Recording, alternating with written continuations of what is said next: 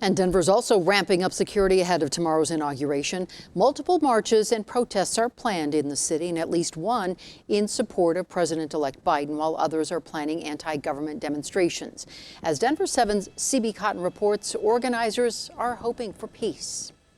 On Inauguration Day, Governor Jared Polis says we can expect to see a lot of law enforcement. Denver Police, Colorado State Patrol, and other officers from nearby departments will be on and around the property. Capitol fencing and boarded up windows in downtown have been common sights in Denver since last summer's demonstrations for racial justice.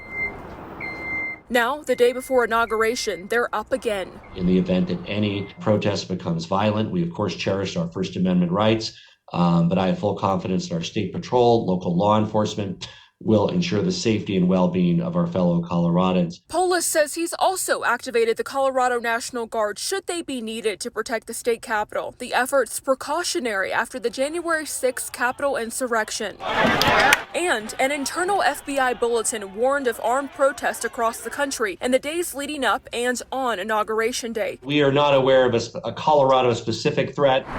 Denver 7 has learned of 3 protests planned at the Capitol, one of them claiming to be a BLM Antifa group, another an anti-government movement, and the third being called Colorado Inauguration March, whose organizer, Iris Butler, explains their purpose. Our goal is to put pressure on our elected officials and to remind the community that, yes, Biden and Harris did win, but we still have to keep going. We still have to fight for change.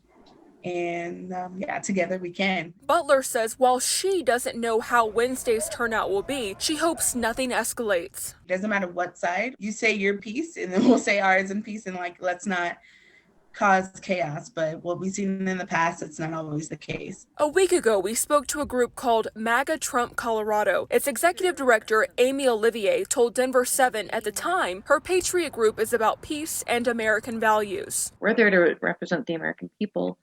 And anyone that doesn't hold to those values, we will be the first ones to disavow. The outcome of Inauguration Day in Colorado yet to be seen. Denver police tell us right now they don't have any planned road closures. Denver government buildings will be closed tomorrow and Thursday.